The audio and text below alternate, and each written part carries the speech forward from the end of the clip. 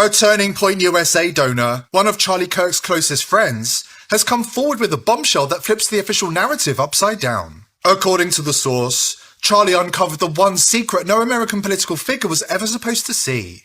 Jeffrey Epstein wasn't dead, not even close. He was quietly exfiltrated from his Manhattan cell and flown to Israel under deep intelligence protection, while the world was fed a convenient lie. And when Charlie found out, when he started asking the wrong questions, pushing into the wrong files, connecting the wrong dots, that's when the countdown began.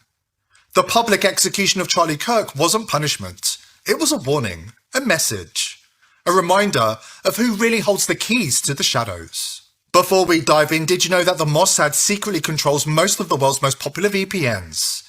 If you're a customer, you need to cancel your subscription right now.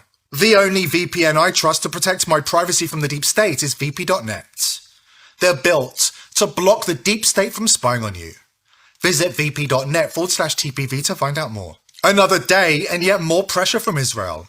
This time an Israeli agent living in the United States issued a thinly veiled threat towards American lawmakers who don't fall in line. Watch his expression at the end. That evil smile. It says everything. He knows the truth is out in the open. He knows that Americans know who is behind the public execution of Charlie Kirk. And he knows most people are still too afraid to speak it. Did you hear what he just said? He threatened politicians in the West that if they don't agree with Israel's war against Iran, that they're going to fall. And remember, he's an Israeli agent. Are you saying Israel will murder politicians in the West or get rid of them politically through bribery or whatever else? What do you mean the politicians in the West will fall if they don't agree to back Israel's war against Iran? Yeah, we will not vote for them anymore. Oh, no, well, you don't vote for them now. You're not in our country. What do you mean the politicians will fall? According to bombshell testimony of a Turning Point USA donor we have coming up, Charlie had just begun to understand the machinery behind the world.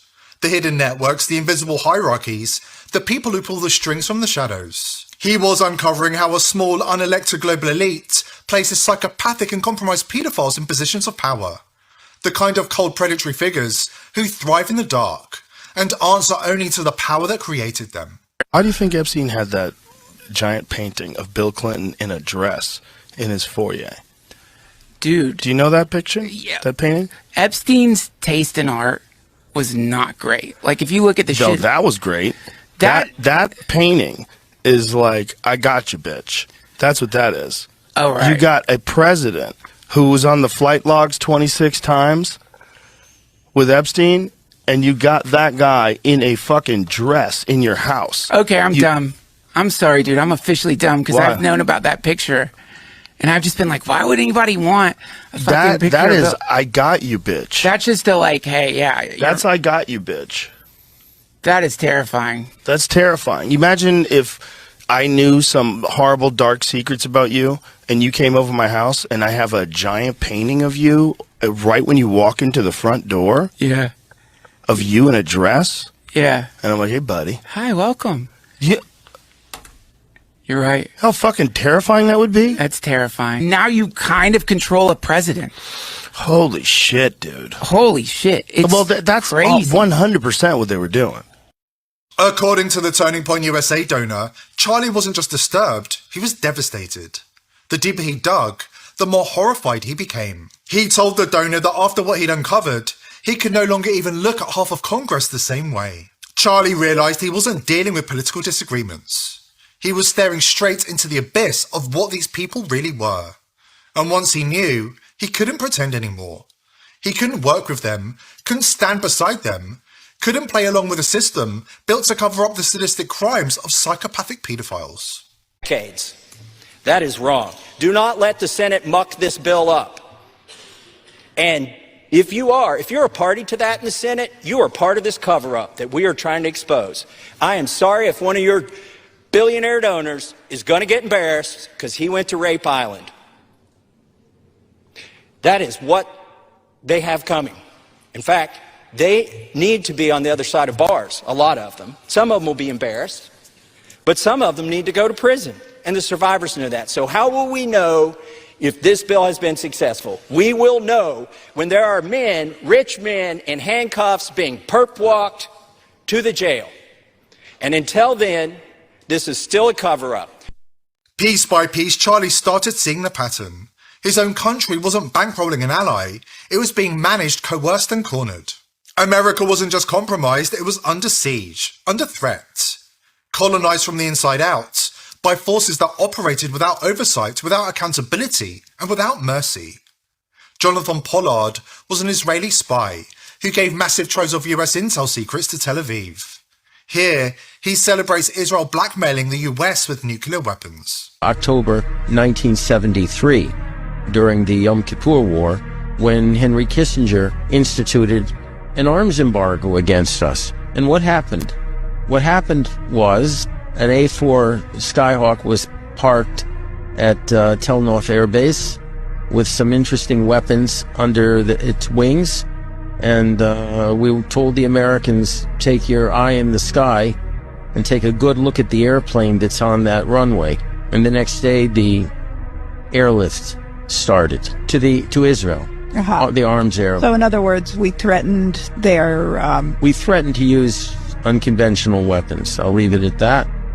And so he said, is this what you want us to threaten now? I said, absolutely, except this time I want us to go forward with it if necessary. If they think we're bluffing, we go forward with it. Look, as far as I'm concerned, when we are faced with an existential threat, we have the right to use any and all weapons in our disposal to eliminate that existential threat. A lot of people don't know anything about nuclear weapons at all. What they are, how they can be used, and I'm tired of using euphemisms. Charlie was tired of using euphemisms too. His tone had shifted. His rhetoric was rising. And according to the Turning Point USA donor, he was building towards a breaking point. A moment of truth he planned to unleash on the world. That's why he was slated for termination before he could expose what he'd uncovered about Epstein and the shadow network protecting him. And now, for the first time, we've got the details straight from the horse's mouth. After this important word from our sponsor. As promised, what you're about to hear is a one-take recording from a man who has already written his own obituary just in case. He is a long-time 8-figure donor to Turning Point USA, and one of Charlie Kirk's closest personal friends for the last 15 years. He prayed with Charlie, broke bread with him, and was one of the only people on earth Charlie trusted with evidence that could bring down half of Washington. 2 other people who saw the same files are already dead. He believes he's next. Everything started way back in November 2024, right after the election. That's when the first encrypted drive showed up at Charlie's house. No return address, just a cheap USB stick in a padded envelope postmarked Miami. Inside, dozens of video files. Jeffrey Epstein, alive, thinner, new nose, speaking fluent Hebrew in some of the background chatter. The earliest clip is dated October 2024. He's in a luxury apartment overlooking the Mediterranean. Herzliya Pitua, Mossad's favorite retirement community for assets. In that first batch, he's already laying out the entire playbook. Once our friends in Congress schedule the big reveal, we decide exactly which pages see daylight. The dead guys, the has-beens, a couple royals, fine. Anyone currently holding office or writing 9-figure checks, redacted forever. He even laughs about drafting the redaction list himself and FedExing it to the right staffers on the Intelligence Committee. Charlie knew instantly this wasn't a hoax. Voice print match, EXIF data on the stills was clean, and one of the clips showed Epstein scrolling through a live, internal DOJ document that hadn't even been leaked yet. Charlie told me the sender had attached a single text file. He's not dead. He's protected. Use this before they finish the script. We traced the routing as far as we could. Tor exit node in Virginia, then straight into an Israeli military IP block.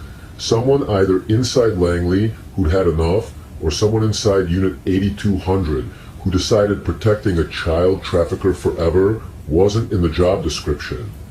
They picked Charlie because he was loud, he was clean, and, crucially, he still believed the system could be shocked into self-cleansing. Charlie spent the winter and spring quietly authenticating and building a dossier. He showed a sanitized version to Trump in February. Trump watched 20 seconds, handed it back and said, "Charlie, this is a rabbit hole you don't want to go down." Charlie kept getting new drops, almost monthly. The last package arrived September 29th, 4 days before he died. That's the one everyone would be talking about right now if Charlie were still breathing. In it, Epstein is practically giddy. Timestamp, September 27th. He's holding the actual bipartisan bill language, the one Congress just proudly voted on this week, November 18th. He reads the section about full declassification with appropriate redactions and laughs so hard he has to wipe his eyes. Appropriate, he says, doing air quotes. That's the word we gave them. Works every time. At the end of that final clip, he looks dead into the camera and says, "Tell your Zionist Boy Scout the clock is up. After the vote, the story dies forever, and if he opens his mouth one more time, well, we've handled louder problems." Charlie watched it on loop that night. He was going to go public the following week, full documents, raw video, everything. Instead, 4 days later, he was dead on stage in Utah. The vote this week, the historic release the media is celebrating, that's the victory lap Epstein filmed 2 months ago from his balcony in Israel. He's still there. He's still untouchable. He just watched Congress do exactly what he told them to do, on schedule, on script. Charlie tried to warn everyone. They made sure he never got the chance to finish the sentence. That's the real timeline. Now you know why the files you're getting feel so hollow. It's because the monster who wrote the redactions is alive, suntanned, and raising a glass to all of you right now. Charlie was in the process of learning about the deep networks that control the world, and the psychopathic pedophiles that are placed in positions of power in the shadow government, controlled by an unelected and totalitarian global elite. Make no mistake, this is the kind of rabbit hole that swallows people whole. And if you're digging into the same territory, you have to stay invisible, completely invisible. Because as Robert David Steele warned, the global elite censor, manipulate, and digitally assassinate people. And the reason they do this is because those people are getting too close to the truth. I distinguish between the deep state, which is the Vatican, the Rothschilds, and the Chabad Jews. And then they use the Freemasons and the Knights of Malta as fixers, and they use the City of London, Wall Street, central banks as managers. That's the deep state. Below the deep state is the shadow government, which is comprised of the politicians and senior bureaucrats, many of them murderous pedophiles that have been brought into the pedophilia system as a control blackmail element. Those are the shadow government people, but they're not the deep state. They're the best of the servant class. The different ways in which the deep state, and particularly the Zionist supporting foundation for the deep state, which has the Anti-Defamation League as its primary secret police, they censor, manipulate, and digitally assassinate people. And the reason they do this is because those people are getting close to the truth. The Mossad has warned that Americans who criticize Israel online are fair game. Now, Netanyahu isn't hiding it anymore. He's declared war on Americans in the digital space. Israel are in the vanguard of the elite's endgame. Digital ID, central databases, and total surveillance. All monitored and controlled from above. Israel is turning every single Samsung phone into a surveillance device. Do you have a Samsung phone? You might want to pay attention. App Cloud pre-installed, impossible to delete. It knows your location, it knows your fingerprint, it knows your IP address, it knows every text, every call, and every search that you make. Did you know that? This isn't just data collection. This is blackmail material. Imagine the power that Israel now has to know who's criticizing them, to know who's organizing against them, to know who's a threat. They will use this against American citizens, against politicians, against businesses.